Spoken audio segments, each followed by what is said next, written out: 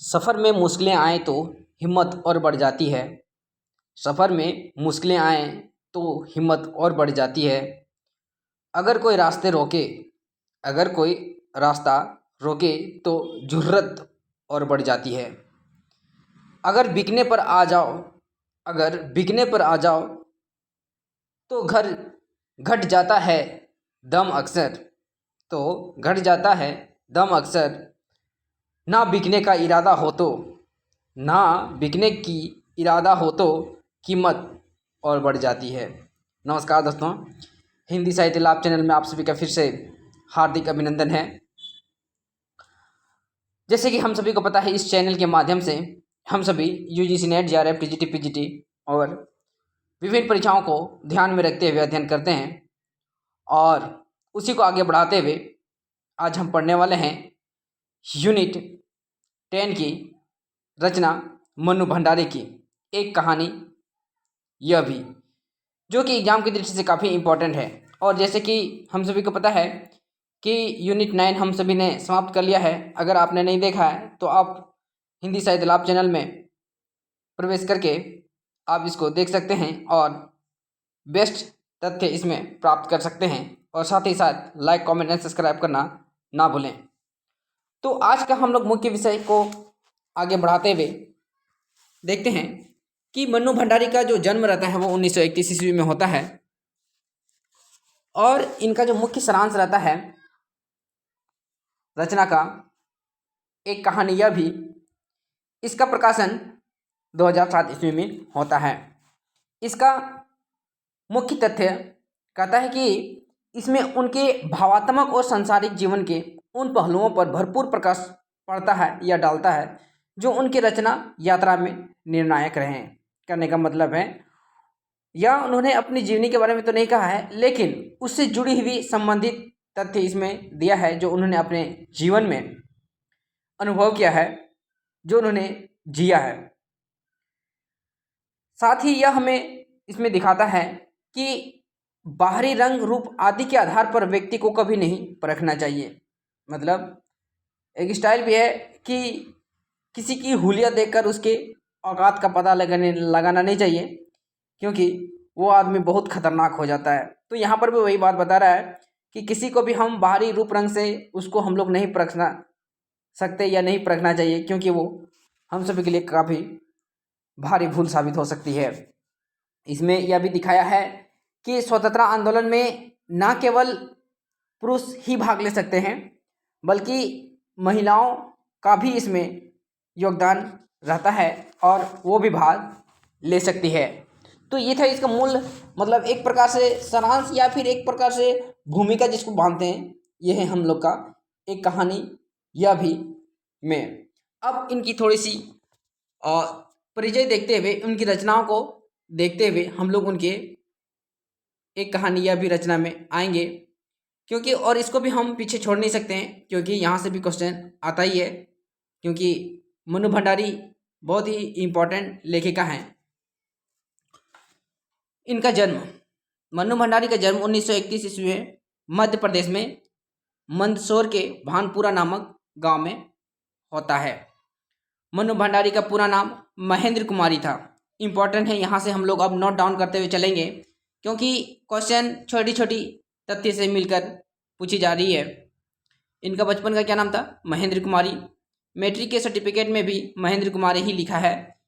प्यार से मन्नू हुई और अंत में साहित्य जगत में इन्होंने वही नाम से जानी गई, मन्नू भंडारी। ठीक है। मन्नू भंडारी के पिता का नाम सुख संपत राय है। ये हिंदी के परिभाषिक शब्दकोश के निर्माता थे। सुख संपत राय एक सच्चे देश प्रेमी के साथ क्रोधी, अहंगवादी एवं आदर्शवादी विचार वाले व्यक्ति थे। कौन? उनके फादर। मन्नू भंडारी की माता का नाम अनूप कुमारी है। क्या है? अनूप कुमारी है। ये बिल्कुल शांत स्वभाव की कुशल गृहिणी थी। मन्नू भंडारी को अपनी माता पिता का अपार स्नेह व सहयोग मिला। स्वयं पिता मन्नू को राजनीति में हिस्सा लेने के लिए प्रेरित करते थे। उन्होंने कभी मन्नू को रसोई में जाने को नहीं दिया, मतलब हमेशा उसको एक नए प्रगति की ओर उनकी विचारधारा को बढ़ाने का कोशिश किया उनके फादर ने।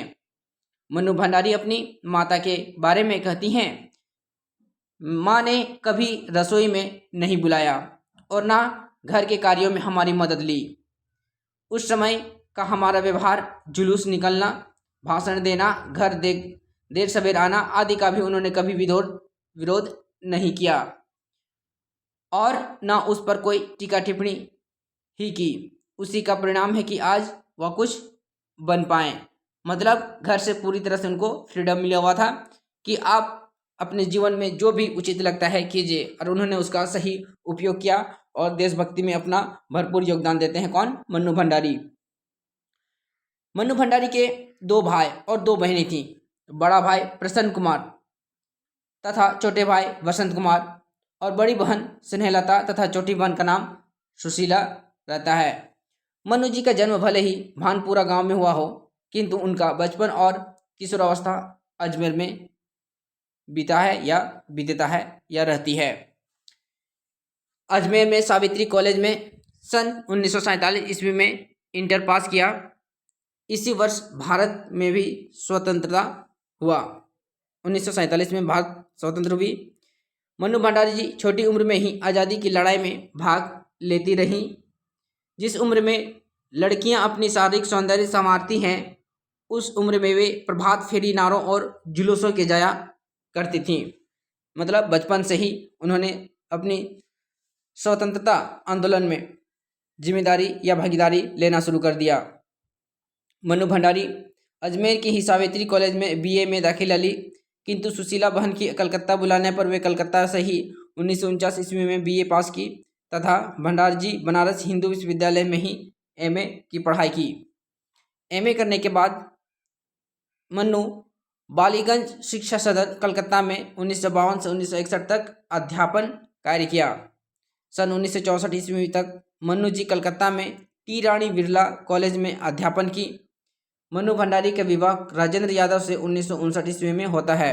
काफ़ी इंपॉर्टेंट है।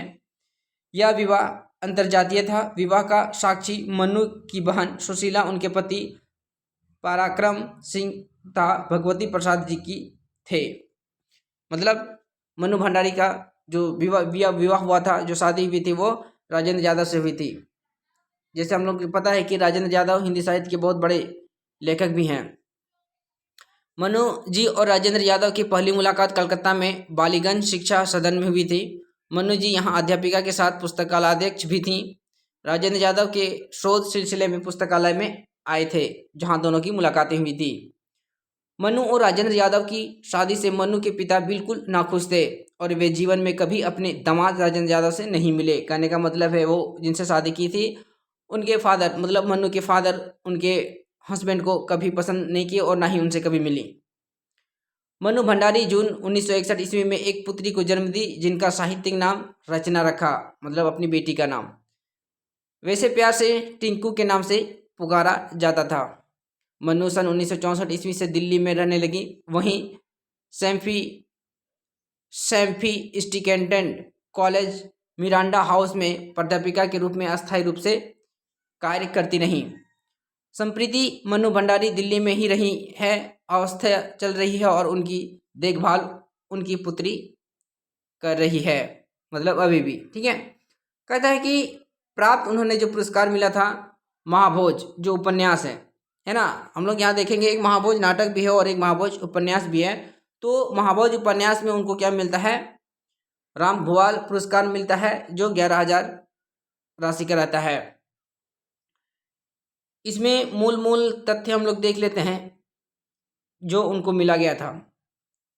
अगर रचनाओं में देखें तो उनका यहाँ से अभी तक ज़्यादा पूछ नहीं गई है। यहाँ पर जैसे महाभोज एकमात्र का ऐसा पूछा गया है जो एग्जाम की दृष्टि से इम्पोर्टेंट है। अब डायरेक्ट हम लोग आते हैं उनकी कहानी संग्रह में, जो एग्जाम की दृष्टि से काफ़ी इंपॉर्टेंट है। कहानी संग्रह मन्नू भंडारी की।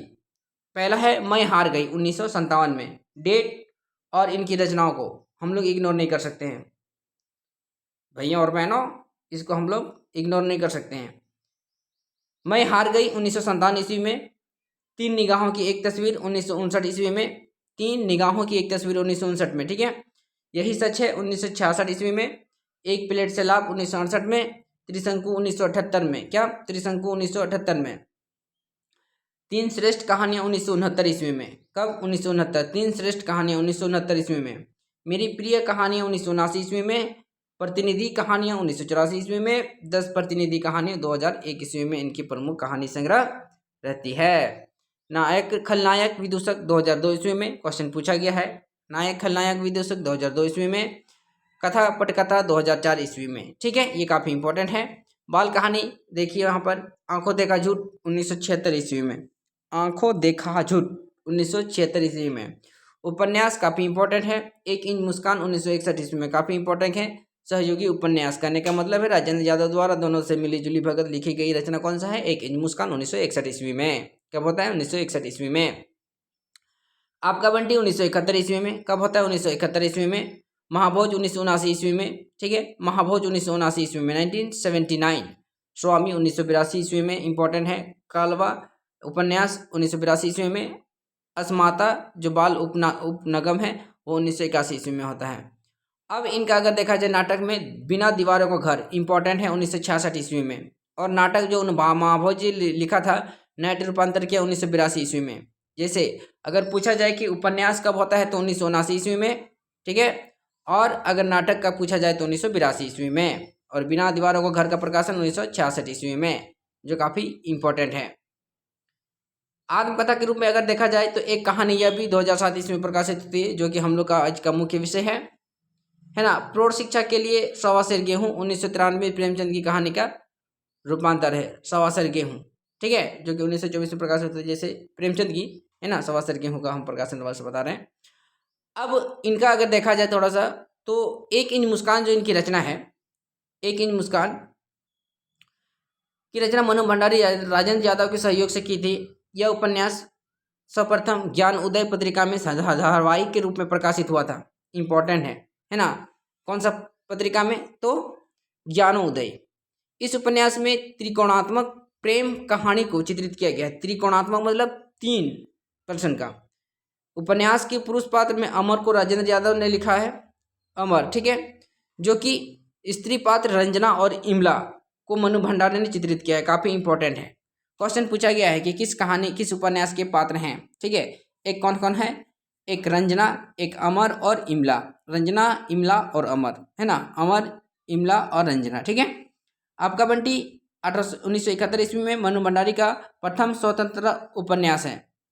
यह उपन्यास मनु भंडारी की कहानी बंद दरवाजों का साथ में बीच के रूप में दिखाई देता है। मतलब ये जो रचना है उनका, वो एक प्रकार से स्वतंत्र के रूप में लिखती है और अपने तौर तरीके से लिखती है। यह उपन्यास का मूल भाव पति पत्नी के बीच के संबंध को, उनकी संतान पर पड़ने वाले प्रभाव को चित्रित किया गया है, जो मनु भंडारी हम लोग का सिलेबस में भी है, काफ़ी इंपॉर्टेंट है और उम्मीद करते हैं ये सभी ने पढ़ा होगा। उपन्यास में मन्नू जी ने नारी के जीवन के संबंध में दाम्पत्य, तलाक, मातृत्व, अकेलापन और सभी का सफलतापूर्वक चित्रण इसमें किया गया है।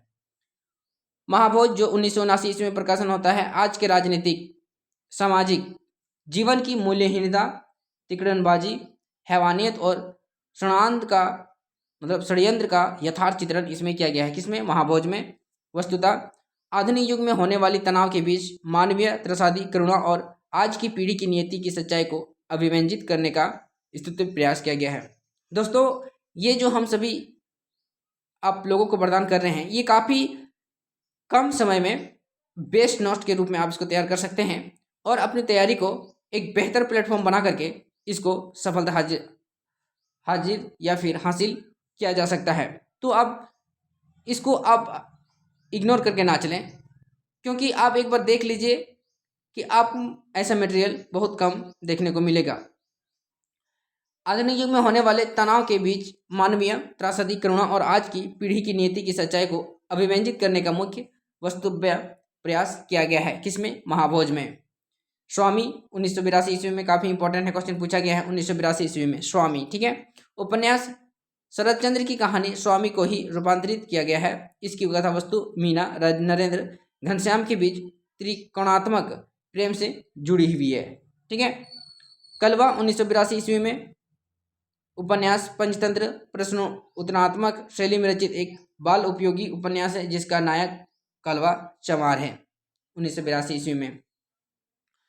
अस्माता 1981 ईस्वी में उपन्यास भी बाल उपयोगी है। मनुष्य को जीवन में हार नहीं माननी चाहिए। ये इस उपन्यास के माध्यम से हमें को बताता है कि जीवन में कभी भी हमें हार नहीं माननी चाहिए। कितनी भी संकट आए, आशा नहीं छोड़नी चाहिए। मन में आशा और तन में मेहनत से सभी इच्छाएं पूर्ति होगी। आदि आदि वचन कहे गए हैं किसमें? अस्माता में 1981 ईस्वी में जो कि प्रकाशन होता है। मनु भंडारी के कई कहानियों का मंचन हुआ है।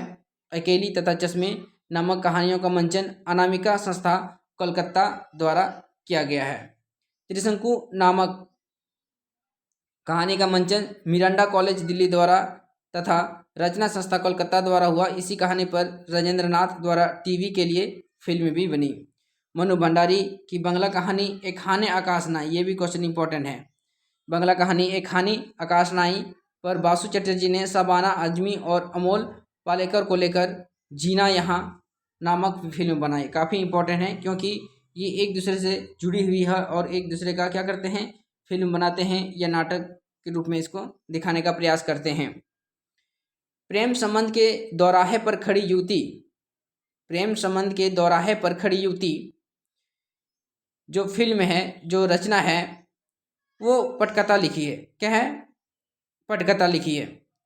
इसके समय देखिए यहाँ पर, हाँ क्या कहते हैं कि युवती प्रेम कथा लिखी भी उनकी कहानी यही सच है पर रजनीगंधा फिल्म बनी है। काफ़ी इंपॉर्टेंट है। मनु भंडारी ने स्वामी फिल्म को की पटकथा लिखी। इसके अलावा समय की धारा फिल्म की भी पटकथा लिखी जो आपका बंटी उपन्यास पर आधारित है। काफ़ी इंपॉर्टेंट है समय की धारा। ठीक है, क्वेश्चन पूछा जा सकता है। महाभोज उपन्यास का मंचन श्रीमती अमाल अलाना और प्रेम मटियानी के सहयोग से उन्होंने स्वयं रूपांतरित कर राष्ट्रीय नाट्य विद्यालय में मंचन पर प्रस्तुत किया गया है। बिन दीवारों का घर नाटक का भी मंचन दिल्ली, भोपाल, ग्वालियर, देहरादून, उदयपुर आदि शहर में हुआ है। बिन दीवारों मतलब बिना दीवारों के घर। काफ़ी इंपॉर्टेंट है। अब डायरेक्ट हम आते हैं इनकी एक कहानी या भी रचना पर जो एग्जाम की दृष्टि से काफ़ी इंपॉर्टेंट है। मनु भंडारी द्वारा रचित एक कहानी यह भी सन 2007 एक आत्मकथा है, किंतु मनु जी इसे आत्मकथा न कहकर कहानी मानते हैं। क्वेश्चन पूछा जा सकता है कि निम्नलिखित में से कौन सा कथन सत्य है? तो इसमें से 5 लाइन दे देगा जो उचित रहेगा वो सत्य कहलाएगी, जो गलत रहेगा असत्य कहलाएगी। जैसे मान लीजिए पूछा जा सकता है कि मनु भंडारी ने एक कहानी या भी आत्मकथा मानी है, तो नहीं मानी है। क्या मानी है? कहानी मानी है। ठीक है। मनु भंडारी अपनी इस रचना के बारे में कहती हैं, यह शुद्ध मेरी कहानी है और मेरा ही रहना था, इसलिए ना कुछ बदलने की बढ़ाने की आवश्यकता थी और ना काटने छाटने की।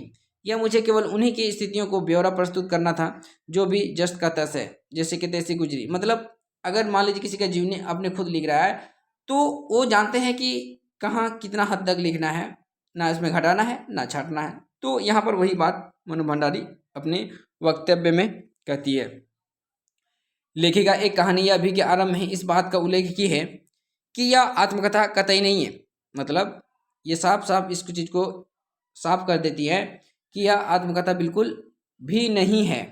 इसलिए मैं इसका शीर्षक एक कहानी यह भी रखा है। जिस तरह कहानी जिंदगी का एक अंश मात्र ही होती है, एक पक्ष है पहल, उसी तरह यह भी एक जिंदगी का एक टुकड़ा मात्र ही है जो मुख्यतः मेरे लेखकीय व्यक्तित्व और मेरी लेखनी यात्रा पर केंद्रित है। मतलब हम एक लेखक के रूप में इसको हम चित्रित कर रहे हैं, ना कि अपनी आत्मकथा के रूप में। मनु भंडारी के व्यक्तित्व पर उनके पिता सुखपंत राय का विशेष प्रभाव इसमें दिखाई देता है। कांग्रेस विचारधारा के श्री सुखपंत राय एक प्रतिनिधि पत्रकार, हिंदी परिभाषिक कोश के आदि निर्माता और हिंदी साहित्य के जाने माने व्यक्ति थे। मनु भंडारी के पिता अंग्रेजी हिंदी के शब्दकोश लेखन के बारे में कहती, उन्होंने अपने अकेले के बलबूते और हौसले से अंग्रेजी हिंदी शब्दकोश विषयवार के आधे अधूरे काम को आगे बढ़ाना शुरू किया, जो अपनी इस तरह का पहला और अकेला शब्दकोश था। इसने अपने यश और प्रतिष्ठा को बहुत दी और अर्थ भी नहीं करने का मतलब है उन्होंने अपने पिता से बहुत प्रेरणा ली, क्योंकि अपने बलबूते मतलब सुखपंत राय अपने बलबूते से बहुत कुछ ऐसे काम किए जो अकेले कर के एक अच्छे खासे स्थान पर पहुंच गए और नाम के साथ। मनु भंडारी की माता अनूप कुमारी जी अनपढ़, धैर्यशीलिनी, त्यागी, सहनी, मृदुभाषिणी तथा उत्तरदायियों का सहजतापूर्ण परिवहन करने वाली एक कुशल गृहिणी थी। संयुक्त मारवाड़ी परिवार में पली पड़ी मनु भंडारी अपने 2 भाई और 2 बहनों के साथ सबसे छोटी थी। ये जो हमने इसको तो हम लोग देख लिए हैं, लेकिन यहाँ पर उनका जीवनी हम पढ़ रहे हैं, मतलब एक प्रकार से उनके विषय में पढ़ रहे हैं, तो हम लोग को फिर से इस चीज़ को देखने को मिल रहा है। मनु भंडारी बचपन का नाम महेंद्र कुमारी था और बचपन में इसको मन्नू के नाम से बुलाते थे, जो हम लोगों ने इस चीज़ को देख लिया है। मनु भंडारी सन 1945 ईस्वी में अजमेर के गर्ल्स हाई स्कूल में मैट्रिक की परीक्षा, सन 1947 ईस्वी में अजमेर में इंटर की परीक्षा उत्तीर्ण की। और ये हम अब डायरेक्ट रीडिंग करते हुए चलते हैं, क्योंकि इसके हम लोग पिछले पंक्ति में इसको हम लोग पढ़ लिए थे। उम्मीद करते हैं आप इस चीज़ को भली भांति समझते हुए आगे बढ़ रहे हैं। बचपन में मन्नू भंडारी स्वतंत्र संग्राम में सक्रिय रहा करती थी। विद्यार्थी जीवन में अजमेर कॉलेज में हड़ताल करना, कॉलेज बंद करवाना आदि मुख्य भूमिका निभाती थी। लेखिका के अंदर साहित्य का बीज रोपण करने का श्रेय हिंदी की प्राध्यापिका शीला अग्रवाल को जाता है। ये काफ़ी इंपॉर्टेंट है, क्वेश्चन पूछा गया है, फिर से पढ़ लेते हैं इसको। हिंदी लेखिका, हिंदी श्रेष्ठ की प्राध्यापिका शीला अग्रवाल को जाता है। मतलब अगर साहित्य के प्रति उन्होंने जो बीज रोपण किया, मतलब साहित्य की तरफ जो रुख मोड़ी मनु भंडारी, इसका मूल जो श्रेय जाता है वो किसको जाता है? शीला अग्रवाल को जाता है। किसको? शीला अग्रवाल को। काशी विश्वविद्यालय से स्नातकोत्तर करने के बाद मनु भंडारी कलकत्ता में बालीगंज सदन स्कूल में करीब 9 वर्षों तक अध्यापन कार्य की। यहीं उनकी मुलाकात राजेंद्र यादव से हुई, जो लाइब्रेरी से पुस्तक लेने के लिए आए हुए थे। अपने ही विद्यालय में राजेंद्र यादव से हुई भेंट और उनके प्रति आकर्षति के बारे में मनु भंडारी कहती है कि राजेंद्र की मित्रता अब धीरे धीरे दूसरी दिशा की ओर मुड़ चली और वह परिवर्तन एक तरफा तो था ही नहीं, उसमें मेरी बराबरी की सहमति ही नहीं, सहयोग भी था। मतलब जितना राजेंद्र यादव मनु भंडारी को चाहते थे, उतना ही मनु भंडारी राजेंद्र यादव को भी। परिणाम यह हो कि मेरे लेखक के उत्साह उमंग में रोमानी रंग में भरने लगी, मतलब प्रेम प्रसंग शुरू हो गया। मनु भंडारी के पिता विरुद्ध राजेंद्र यादव ने सन 1959 ईस्वी में विवाह कर ली। लेखक के विवाह करने के बारे में उनका कहना है कि एक ही रुचि, एक ही पेशा, कितनी सुगम रहेगी जीवन। मुझे अपने लिखने के लिए तो जैसे राजमार्ग मिल जाएगा। मतलब एक प्रकार से उन्होंने उस चीज़ को सहयोग के रूप में लिया कि अगर मेरे पति भी अगर लेखक है और हम भी रहेंगे तो कितना अच्छी तरीके से आगे हम लोग बढ़ाएंगे। लेकिन एक ही पेशे, 2 लोगों का साथ जहाँ कई सुविधाएं जुटाती हैं, वहाँ दिक्कतों का अंबार भी लगा देता है। कम से कम मेरा यह अनुभव रहा है। कहने का मतलब है कि जितना आसानी से वो सोच रही थी कि हम लोग आसानी से आगे बढ़ेंगे दोनों मिलके, उतना आसान हुआ नहीं और कहीं ना कहीं दिक्कतें आईं। यद्यपि राजेंद्र यादव ने शादी करने के बाद उनकी समानताएं जिंदगी के पैटर्न से लेखिका क्षुब्ध होती रहीं। मनु भंडारी पति राजेंद्र यादव के दाम्पत्य संबंधी सोच के बारे में कहती हैं, देखो छत जरूर हमारी एक होगी, छत हमारी जरूर एक होगी, लेकिन जिंदगियां अपने अपने होंगी। ये काफ़ी इंपॉर्टेंट है ना। कहता है कि छत हमारी जरूर एक होगी, लेकिन जिंदगियां दोनों की अलग अलग होगी। बिना एक दूसरे की जिंदगी में हस्तक्षेप किए बिल्कुल स्वतंत्र और मुक्त रहना और अलग है। मतलब उन्होंने अपने इस निर्णय को लिया। मनु भंडारी ने सन 1961 में एक पुत्री को जन्म दिया, जिसका साहित्य नाम रचना रखा। वैसे ही प्यार से उसको टिंकू कहा जाता था। क्वेश्चन ये भी पूछा जा सकता है कि टिंकू किस कहानी के पात्र है। ठीक है। मनु भंडारी पुत्री के प्रति राजेंद्र यादव की लापरवाही के बारे में लिखती हैं, बच्चे के जन्म से संबंधित व्यवस्था से नहीं कर सकते थे, मैं उसकी उपेक्षा भी नहीं करती थी, लेकिन पहले बच्चे को एक उत्साह, एक अपनत्व भरे सरोकार की अपेक्षा तो मैं करती ही थी, लेकिन बच्चे के जन्म के वे मेरा काम और सुशीला की जिम्मेदारी समझकर मात्र तटस्थ ही नहीं रहे, बल्कि इससे सबसे उदासीन भी रहे। है ना, काफ़ी इंपॉर्टेंट है। मनु भंडारी राजेंद्र यादव के साथ अस्थायी रूप से रहने के लिए दिल्ली आई और यहाँ मिरांडा हाउस में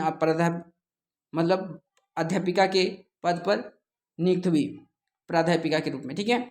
मनु भंडारी ने अपनी इस आध्यात्मक परख रचना एक कहानी, यह भी अपने किशोर जीवन से लेकर पिताजी और कॉलेज की प्राध्यापिका शीला अग्रवाल व्यक्तित्व को विशेष रूप से उभारी है। शीला अग्रवाल इनके जीवन को आगे बढ़ाने में काफ़ी महत्वपूर्ण भूमिका निभाती है। कहती है, मनु भंडारी अपने काले रंग के कारण जो जीवन हीन भावना का अनुभव करती थी, उसके बारे में वे कहती, मैं काली हूँ, बचपन में दुबली पतली मरियल भी थी, गोरा रंग पिताजी को कमजोर थी, सो बचपन से मुझे 2 साल की बड़ी खूब गोरी, स्वस्थ और हंसमुख बहन सुशीला से हर बात में तुलना और फिर उसकी प्रशंसा ही क्या मेरे भीतर ऐसे ही गहरे हीन भाव की ग्रंथि पैदा नहीं करती थी कि नाम सम्मान और प्रतिष्ठा पाने के लिए बावजूद आज तक मैं उसे उबर नहीं पाई। मतलब एक दूसरे से तुलना करके देखा जाता था कि देखो वो तो गोरी है, देखो वो तो मोटी है ना। इस चीज़ को क्या कहता है, उसको एक मन में उत्कंठा सा, मतलब एक हीन भावना उत्पन्न कर दिया गया था। अपनी धैर्यवान माँ के बारे में मन्नू जी कहती हैं, पिता के ठीक ठाक विपरीत थी हमारी बेपढ़ी लिखी थी माँ। धरती से कुछ ज़्यादा ही धैर्य और असहन शक्ति थी शायद उनमें। कहने का मतलब है उनकी माँ पढ़ी लिखी नहीं थी, लेकिन वो सब गुण थे जो कि एक माँ में होनी चाहिए। काफ़ी धैर्यवान थी, सहनशील शक्ति थी, मतलब सहन शक्ति ना कि जो धरती से भी ज़्यादा हो। पिताजी के हर ज्यादती को अपना प्राप्य और बच्चों की हर उचित अनुचित फरमाइश और जीत को अपना फर्ज समझकर बड़े सहज भाव से स्वीकार कर लेती। मतलब बच्चों की हर खुशी के लिए वो खुद को न्यौछावर कर देती थी। अपनी दोनों बड़ी बहन के बारे में लिखे कहती है, सबसे बड़ी बहन की शादी के समय मैं शायद 7 साल की थी और उनका एक धुंधली सी याद की मेरी आंखों में है, लेकिन अपने में से 2 साल बड़ी बहन सुशीला और मैंने घर के बड़े से आंगन में बचपन के सारे खेल खेले। सौतलियाँ, लंगड़ी टांग, पकड़म पकड़ाई, काली टीलो, तो कमरे में गुड्डे गुड़ियों की ब्याह भी रचे पास पड़ोस की सहेलियाँ के साथ। मतलब उन्होंने अपने जीवन में जो अपने बहनों के साथ खेल खेली थी, इस चीज़ को यहाँ पर बता रहे हैं। मनु जी अपने परिवार की शादी और शिक्षा के बारे में कहती हैं, उस समय हमारे परिवार में लड़की की विवाह के लिए अनिवार्य योग्यता थी उम्र 16 वर्ष और शिक्षा मैट्रिक। काफ़ी इंपॉर्टेंट है, क्वेश्चन पूछा जा सकता है। 16 वर्ष और शिक्षा मैट्रिक। 1940 में सुशीला ने यह योग्यता प्राप्त की और शादी करके कलकत्ता चली गई। 1940 ईस्वी में। सुशीला कौन थी? उसकी बड़ी बहन।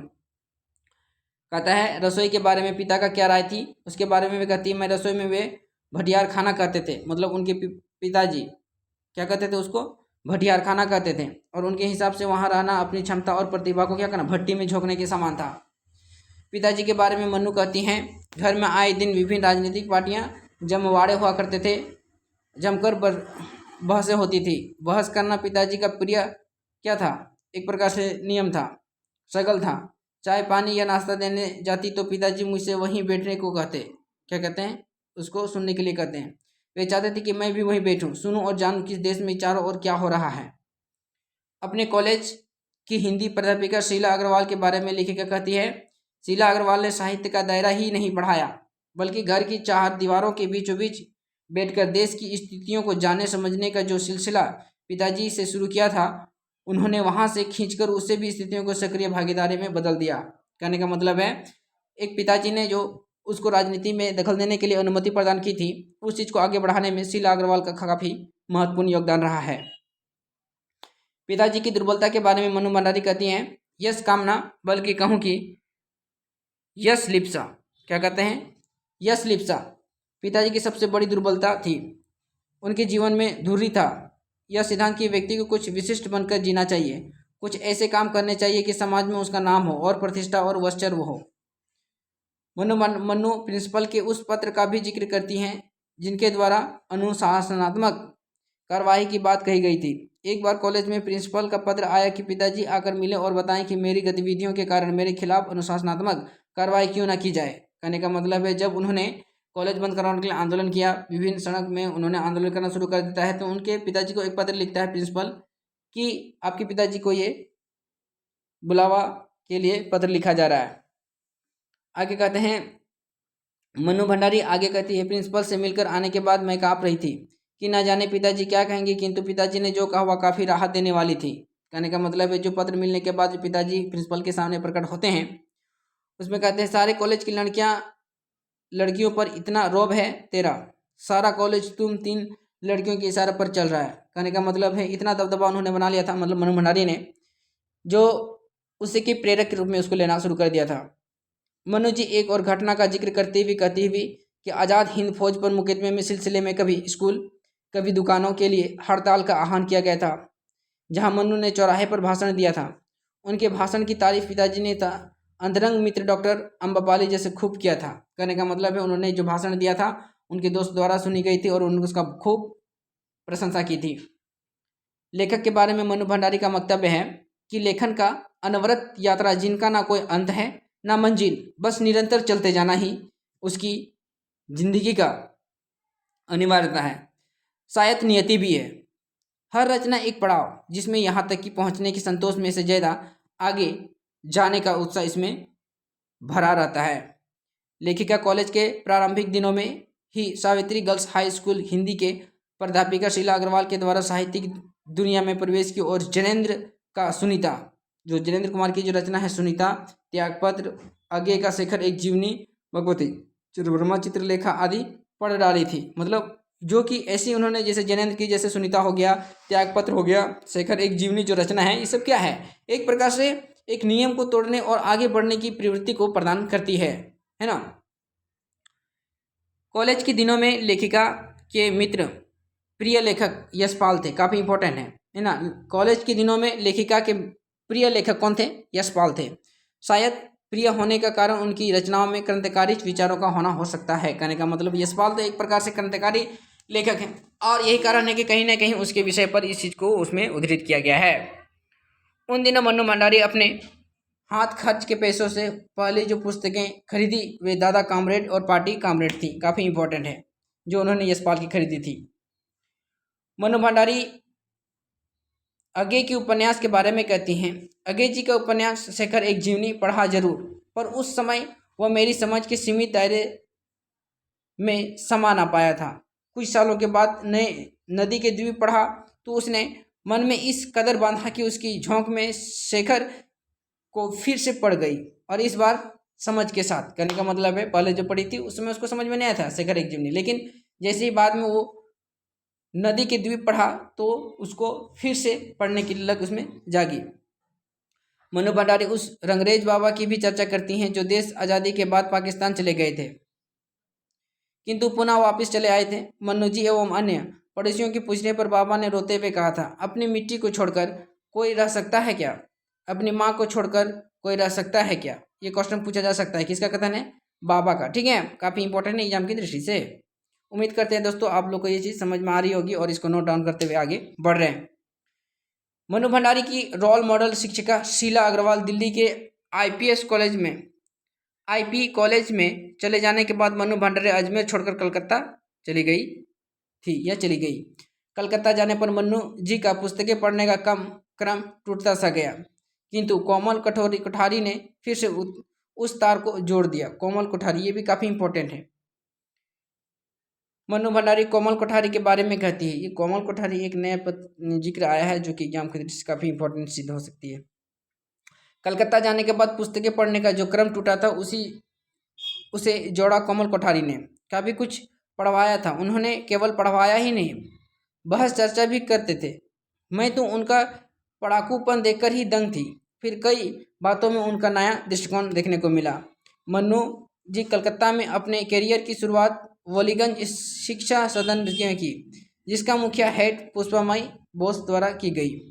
लेखिका कहानी प्रकाशन के दौरान भैरव की चर्चा करते हुए कहती हैं, अपनी तीसरी कहानी अभिनेता उनके पास जो भेजी गई थी, तुरंत उसका उत्तर जो भैरव के द्वारा दिया गया, तुरंत उसका उत्तर क्या कहते हैं आया। कोशिश तो यही करनी चाहिए कि कहानी का ग्राफ बराबर ऊपर की ओर बढ़ता रहे, पर ऊपर की ओर ना चढ़े तो कम से कम उस स्तर तो जरूर बने रहे जहाँ तक शुरू किया गया था। मतलब मान लीजिए आप एक अच्छे पायदान पे पहुँच गए, तो ऐसा करने का मतलब मान लीजिए आगे अगर नहीं बढ़ सकते तो इसका मतलब थोड़ा ना कि आप नीचे उतरिएगा, तो कम से कम उस स्थिति में तो बने रहेंगे।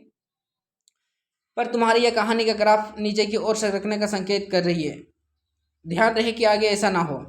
भैरव जी की एक और यादों को साझा करते हुए मन्नू जी कहती हैं कि मेरी शादी के बाद भैरव जी ने हल्के फुल्के मूड में कभी किसी से कहा था, मन्नू जी भंडारी मेरी खोज और यादव की प्राप्ति है। काफ़ी इंपॉर्टेंट है।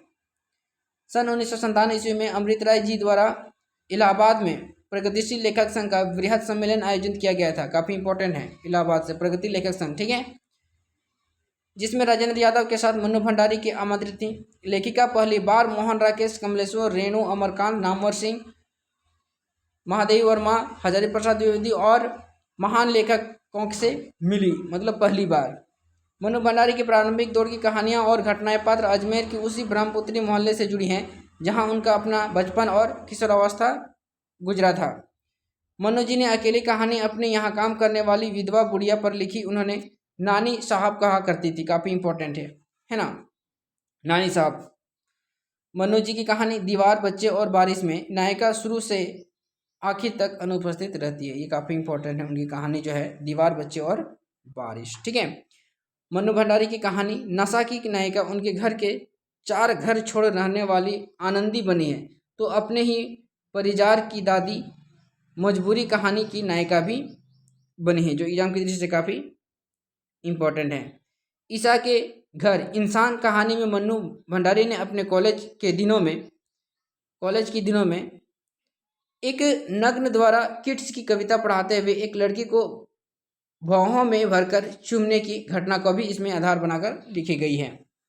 कवि सरस वियोगी जो लेखिका को MA के दौरान पढ़ाया करते थे, बल्कि पढ़ाते कम और आत्मकथा ज़्यादा सुनाया करते थे। उस समय लेखिका कील और कसक नामक कहानी भी लिखी, जिसे बासु चटर्जी अपनी प्रेम कहानियों के एक सीरियल में सम्मिलित किया गया था, जो उन्होंने अपने जीवन में रचनाएं की थी। मन्नू भंडारी अपनी कहानियों के बारे में कहते हैं, इन कहानियों के माध्यम से मैं इतना ही कहना चाहती हूँ कि करीब से करीब सारी कहानियाँ वास्तविक पात्रों और वास्तविक घटनाओं पर ही क्या है, आधारित है। जो उन्होंने जीवन में लिखी, जो उन्होंने रचनाएं की, वो को पूरा का पूरा क्या है, उस चीज़ से जुड़ी हुई रचनाएं की। तो ये था दोस्तों आज के हम लोग के प्रमुख और मोस्ट इम्पॉर्टेंट एग्जाम की दृष्टि से मुख्य तथ्य। उम्मीद करते हैं आप चीज़ को भली भांति समझ पे करके नोट डाउन कर रहे हैं और एग्जाम की दृष्टि से भली भांति तैयारी कर रहे हैं। अगर दोस्तों कहीं भी कुछ दिक्कत होता है तो आप ज़रूर कमेंट करें और साथ ही लाइक, कमेंट, सब्सक्राइब करना ना भूलें, ताकि हम बेहतर से बेहतर और वीडियो बनाते रहें, और अपना राय जरूर दें ताकि हम और बेहतर वीडियो आपके बीच हम लाकर परीक्षा को सफल बनावें। मिलेंगे दोस्तों जल्द ही एक नए वीडियो के साथ, तब तक के लिए धन्यवाद।